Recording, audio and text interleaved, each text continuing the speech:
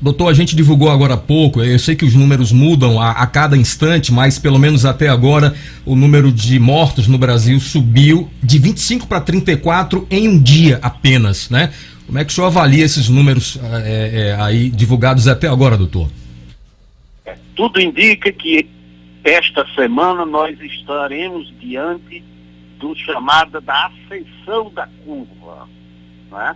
Os casos vão se somando, multiplicando e vamos atingir talvez uma progressão mais do que aritmética, uma progressão geométrica, que foi o que é observado em outros lugares, até atingir o platô, né, que permanece algum tempo e depois a tendência é de queda. Aí o grande detalhe disso tudo é saber a magnitude da velocidade de subida dessa curva e a manutenção lá no topo. Por isso que, neste momento, o principal, talvez a principal medida seja do chamado isolamento social.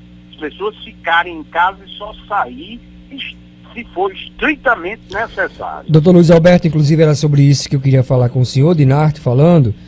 A gente começou a discutir hoje no país uma pauta já sobre os efeitos econômicos e já há quem defenda o cancelamento, pelo menos parcial, desse isolamento social.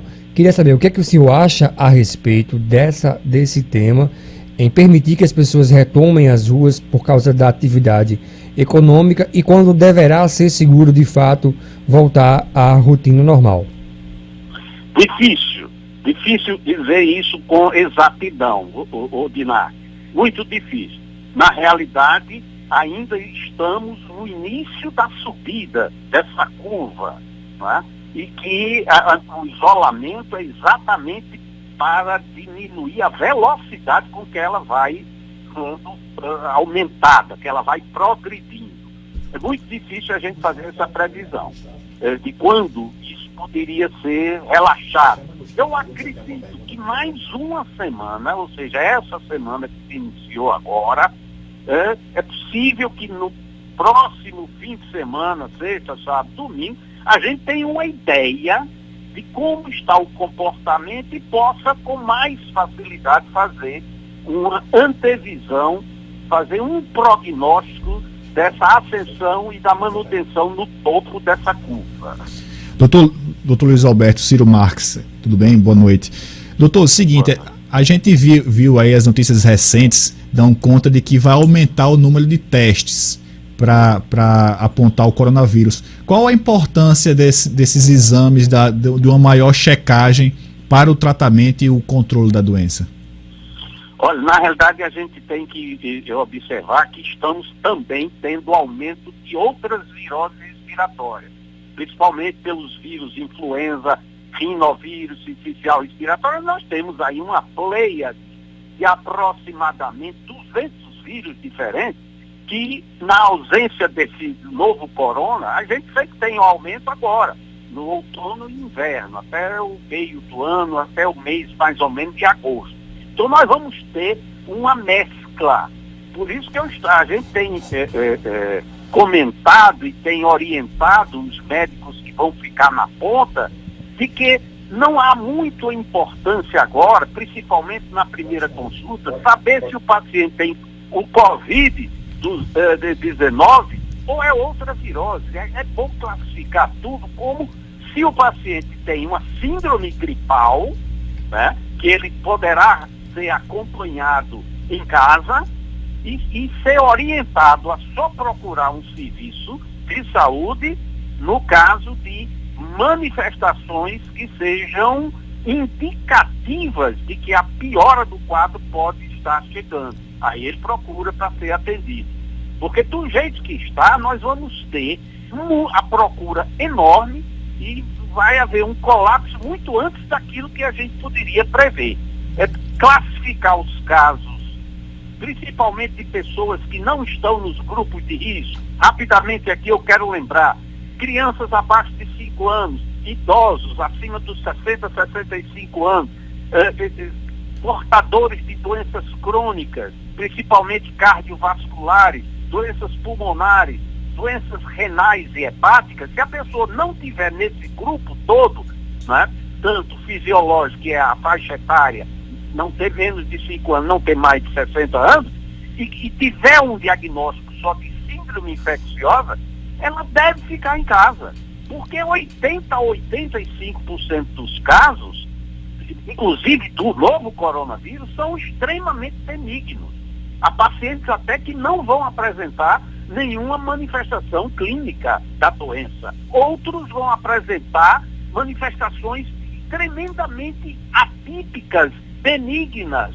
Talvez com 2, 3 dias se recuperem do quadro e nem sabe que teve essa coronavirose. Então, nesse momento, para quem vai procurar o serviço médico, só vá se tiver um sinal de possível caminho para a gravidade. Está indo para a gravidade. E que no caso dos vírus respiratórios seria a falta de ar.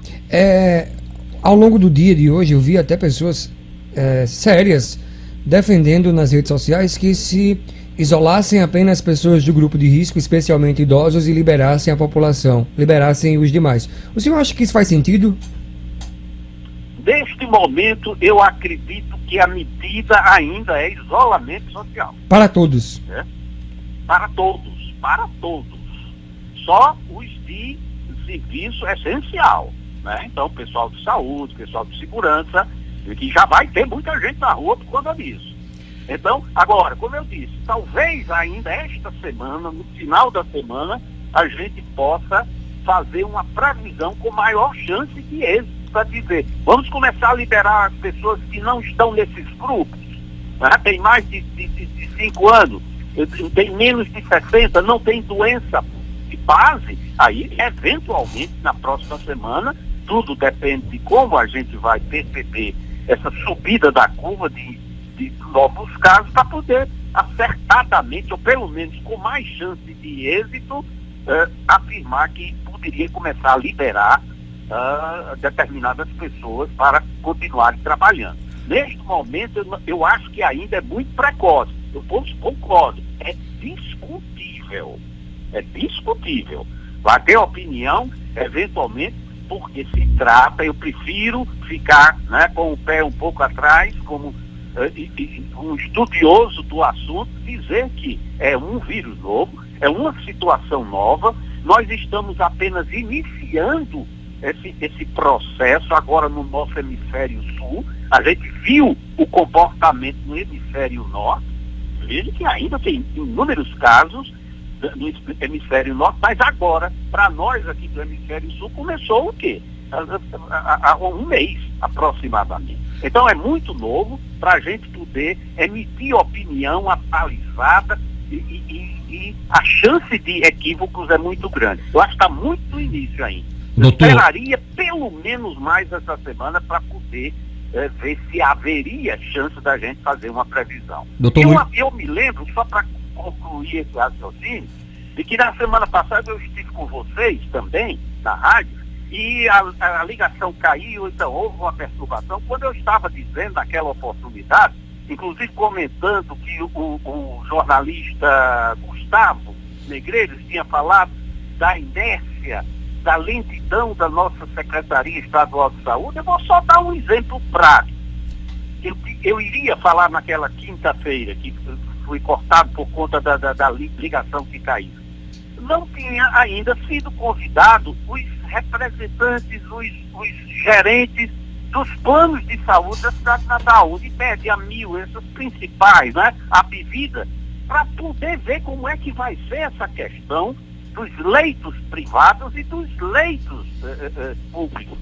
A gente tem que trabalhar unido. Eu reclamei isso para a própria Unimed, que é que eu tenho um pouco de acesso, e ele disse, olha, fizemos esse comunicado a semana passada e nada de resposta. A gente soube hoje que a Secretaria acaba de convocar uma reunião com os gerentes, os gestores dos principais planos de saúde que atendem aqui na cidade e no estado.